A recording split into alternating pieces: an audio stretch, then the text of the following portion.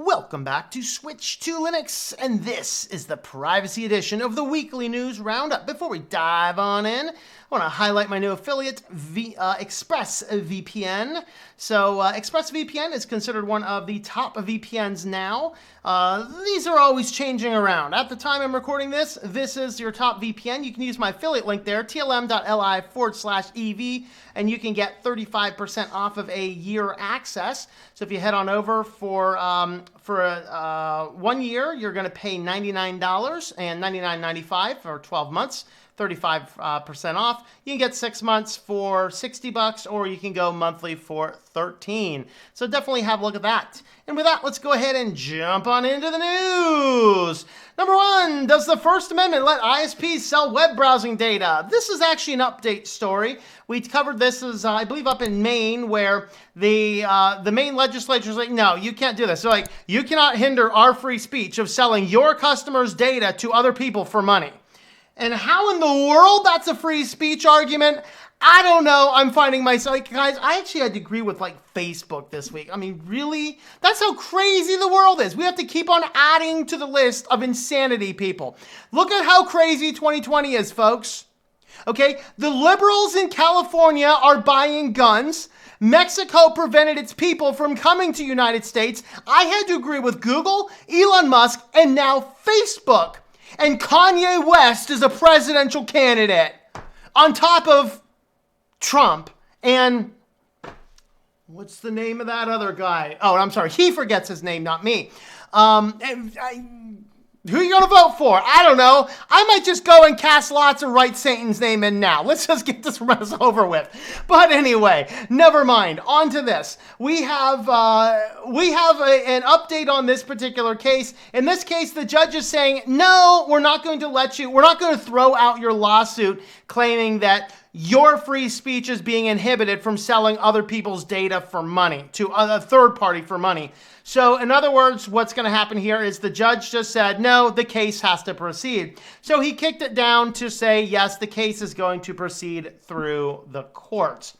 All right, and yet another update. Google's $2.1 billion, that's with a B, people, Fitbit acquisition is getting closer scrutiny from EU regulators. Well, what took you so long? So what's going on here, of course, is that if you remember, Google bought Fitbit. And by the way, guys, if you go back to the very, very, very, very beginning of this channel, I think it's like it might be like the 5th or 6th or so, tinfoil hat time series. I used to do the tinfoil hat time series. Let me know if I should bring that back.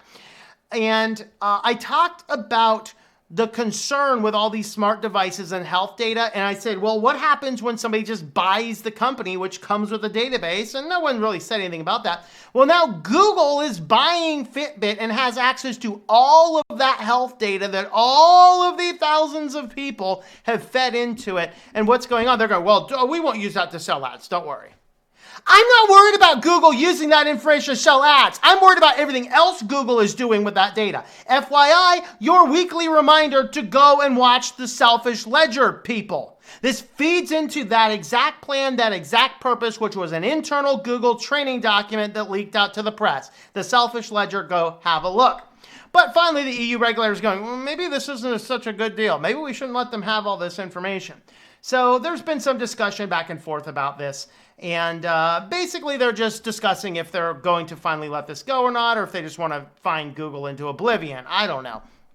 But I'm not concerned about the ad. I'm concerned about everything else that they might be doing. All right, next article on the list, we have Facebook and Google-backed advertising firms are objecting to Apple's new warnings. So with the new rollout of iOS, this is actually kind of becoming a cool OS. Great, now I have to side with Apple. Oh, God. 2020, what in the world did you do to me? I mean, really. So iOS 14 basically is like, hey, anything and everything that wants to request permissions, you gotta notify the user. So pretty much your Apple phones are now constantly a pop-up notification, I guess. But part of this is that there is a pop-up notification that if you're going to use random app, you get this. Hey, Palabout, I don't know what Palabout is, maybe some of you guys do. Palabout would like permission to track you across apps and websites owned by other companies. What moron says allow tracking? I would really like to see this person. I would like to see him and go, what is wrong with you? What is wrong with you? Why? And so anyway, though, what we're seeing is that now Google, Facebook, the two biggest ad companies that are utilizing all this data are going, yeah, Apple, we don't like this. And they're kind of mad about it, but Apple's like, I don't really care and all this kind of stuff. And so, whatever the case happens to be. And I don't know. So Apple says the feature is designed to increase transparency on how users' information is being used. Company is also working on a free tool for developers that allow them to use anonymous data to measure the effectiveness of an ad campaign. The tool doesn't trigger the pop-up as there is no user tracking involved. There you go. Use the anonymous data, which in my opinion is a much better way of doing things anyway. So there is that. What do you guys think? Is this exciting? Not exciting? I don't know. What's the case here? All right. Amazon adds, hey Alexa, order me some unicorn meat. Hands-free stuff to the Alexa app. So now you're driving on down the road. Crap. I'm running low on unicorn meat. Hey Alexa, order unicorn meat. Confirm. And so what ends up happening now is that, now this applies to the mobile. Now, you still have to use your hands to open the app. But once the app is open, you can just talk to it now. You can just talk to it. Hey, Alexa, you can just talk to the app. That's right. You can talk to the app and order yourself some unicorn meat. Some very good, tasty, scrumptious unicorn meat. Okay? Absolutely. So, yeah, hands-free stuff. Hands-free stuff. Add your shopping lists, change your music, whatever else that you want Amazon to do through Alexa. Hey, Alexa, remind me to call Janet tomorrow p.m. Hey, Alexa, what's the weather? Hey, Alexa, order me a large pepperoni pizza from Domino's. Confirm. Let's just see if anybody gets any of these things. I don't know. Anyway. Of course, Alexa's used Amazon Music. They're adding it to other things as well. And I don't know. All right, so the IRS is trying to de-anonymize privacy coins like Monero and Zcash. So if you guys are using any of these privacy-based coins and you're kind of using it to kind of skirt under the radar, I was like, no, bro. I don't know if this is, I'm not sure if this is really to de-anonymize people or if it's just to make sure the IRS gets their money. But anyway, the IRS is here trying to de-anonymize all these things. So they actually have new records showing up as of June 30th, showing new contractors for the Criminal Investigation Division of the IRS hiring private contractors to get more visibility into privacy coin transactions used in illicit activities. Ooh. I don't know if they're concerned about the illicit activities or getting their money. You guys let me know what you think. Anyway, with all that, let's go ahead and have a look at our chief story for tonight. Michigan has a new controversial bill to microchip humans as voluntarily to protect their privacy. Wait, what? Hold on. Huh? Okay, let's go ahead and get to the bottom of this. So what they're doing is they're starting to see that more and more companies are kind of like, hey, you can get microchips and make your job so much easier and all this kind of stuff, right?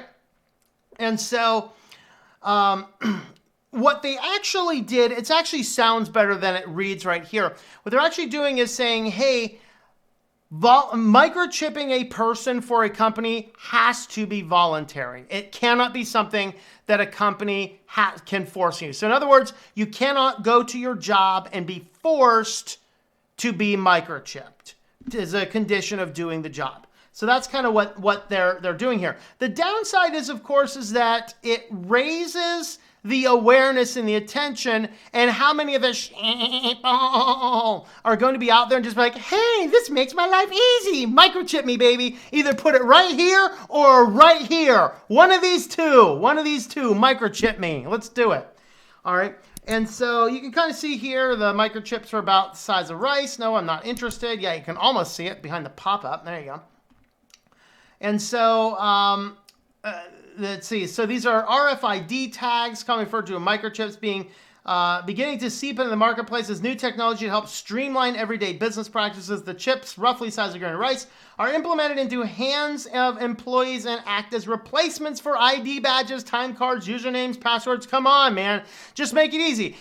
All right, guys, it's voluntary, but if it's not, your password has to be 35 characters long. You're not allowed to record it anywhere, and you have to change it every 3 days, all right? Or you can microchip yourself. How long before we start seeing that as part of the rule? But anyway, they're bringing attention to it. But part of their law is that, yes, it has to be voluntary. A job cannot make it mandatory. But that's kind of the way we end. I did love the last kind of 2 paragraphs here. This is just glorious. Research has shown RFID transponders can cause cancer. Research has suggested 90% of Americans are uncomfortable with being microchipped. Mostly due to strategy suggested a link between RFID transponders and cancer. I think if you ask the average American, they'd be like, hell no, I ain't getting a chip. Oh, I didn't know about that cancer study. You just ain't putting a chip in me. But I don't know, maybe that's me. But it conclude here, in May, the plan to chip humans globally through the digital ID was exposed in the Italian parliament. Sarah Cunell, the member of parliament for Rome, denounced Bill Gates as a vaccine criminal and urged the Italian president to hand him over to the International Crime Court for crimes against humanity.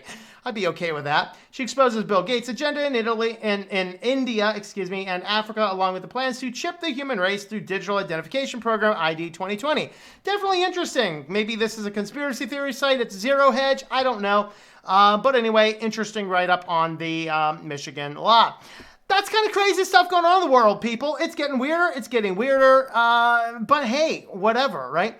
Thanks for coming along, guys. Thanks also to the supporters who help make this show possible. Thanks for coming along, and I hope that you enjoy switching to Linux.